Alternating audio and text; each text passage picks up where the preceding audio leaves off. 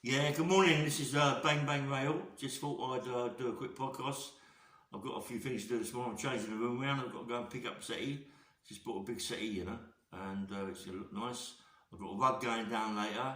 And listen, I'm going to get this room ready together. Yeah, we were just talking yesterday about the pain, you know what I mean? Like, I can't believe the pain that we were talking about. I was nearly on that 1074. I don't know how long I was on it for. I don't know, 3 months, 4 months.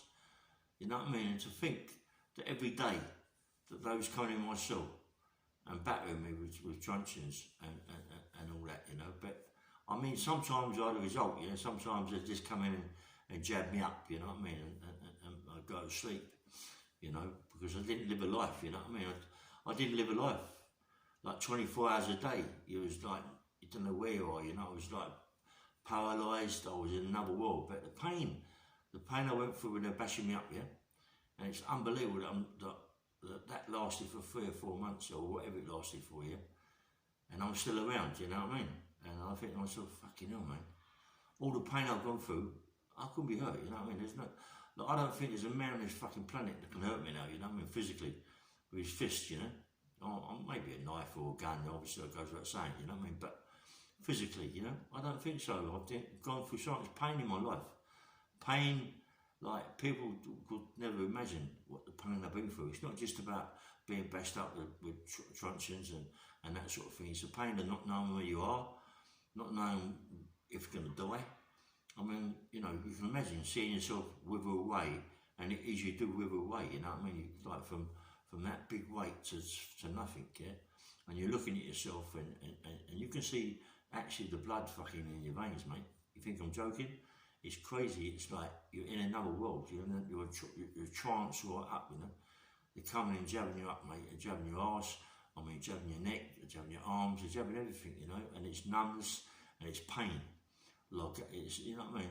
I don't know whatever they give you, whatever they put, whatever they're giving you, is the most worst pain you could ever have, yeah. And they inject that into you, and it's surprising not I fucking like 2 heart attacks in a amount I didn't even know about, you know what I mean? And that's more like the cause of it, yeah. And since I've been out, when I come out, I've had 3 stents, and they put another stent in later on. Perhaps that could be, I don't know. Perhaps it could be all the pain I've gone through in my life, yeah. Not my life, in that short of time. In that short of time, listen, I've been fighting and all that. That's nothing. There's no comparison. There's no comparison to the pain that you go when you're laying down and they're coming in, they're battering you, mate, and you're trying to sleep and not knowing what time they're going to come in and wrap you up, yeah, and take you to another prison. You've got to remember, the amount of time you can only be in that one cell, in that block, is 28 days. But they can't move you in less than 1 day. So, you can fucking, in the morning, in the evening, any time they used to come and get me. 2 days. You didn't know, you lost track of time. The only thing I had about Winchester was a slit. I had little slits so I could see out the dark and the light in the exercise yards, you know what I mean? But other than that, I couldn't see. Lots of places you go to, blocks, I couldn't see nothing. You're hearing other people scream. I mean, come on, I never really cried, I never cried at all. The only time come on, when I say I never really cried, I never really cried tears, I cried in my heart, you know what I mean, not knowing what was going on, where I was going to go, what it was going to do to me. If it wasn't my mother, God rest her soul, mate, rest in peace, Doris, but if it wouldn't have been for my mum, they'd have killed me. I'm sure they would have done, you know what I mean, because my mum was trying to find me for months and months and months, you know what I mean. Eventually when I got to Chelmsford prison, and I sent my mum a video after I was getting myself together. My mum come in, she was like, it was like, I felt upset now, you know what I mean? Yeah, man, and my mum come in, like, really, like screaming, you know what I mean? I just couldn't believe it, mate. And it broke my heart, yeah? It broke my heart. And I loved her so much, you know what I mean? And to think that she was the only one who tried to find me, it's unbelievable, you know what I mean? To go through that in your life, and now I'm writing a book, and I'm telling everybody about my life and what's happened in my life, you know what I mean? It's quite hard to believe that they could do this. They do it all the time. Maybe they're not doing it so bad as what they've done to me. You don't know. You've got Bronson, you've got Charles Bronson. You don't know what I've done to him. You know what I mean? He's going to come out soon and he'll write a big story. I mean, he's got lots to say about life and the way what they've done to him. You know, but what they've done to me, I don't know what they've done to him, but I know what they've done to me, and it's something that's just unbelievable. It's unbelievable that people that can do this behind closed doors. No one knows what's going on. You drive by them places and you don't know what's going on behind them walls. There's people in there crying. There's people in there begging for help down the block who are getting jabbed up all the time and getting bashed up. It isn't so bad nowadays to what it was in them days. In them days it was different kettle of fish, mate. Them people was like ex-army.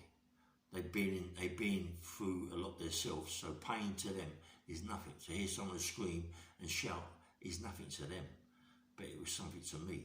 I went through a lot. Anyway, this is only a short podcast because I've got to go out this morning. I'm doing a little bit of work, not work as such, but I'm going to pick up the city, and it's been hell for me, and I said I'd be there about 8:30, 9 o'clock when it opens up the store to get it, and I can't wait. And then it's going to be like, you know, I'm going to get a big rug for the front. This front room is massive, yeah. And do you know what? It's so nice, you know. I can't believe it. It's so nice. My mate Terry, I thank him so much, yeah. You know what I mean? Because I was in a cell for all them years, you know, and being in confined space all them years, and I've been and I went to Harrow. My friend of mine, Rodney Hutchison, he gave me a flat in Harrow. Good luck to you. He's a nice guy.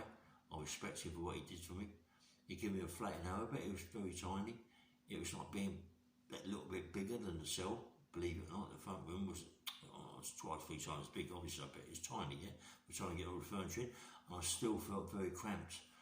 I still felt very like couldn't release myself. But this place is absolutely massive. Yeah, it's so big, it's huge. Yeah, and you know when you're in here and you think to myself, crikey, it's massive, and I feel so comfortable. Yeah, I feel so comfortable. I can just relax, and I can even breathe in air. You know what I mean?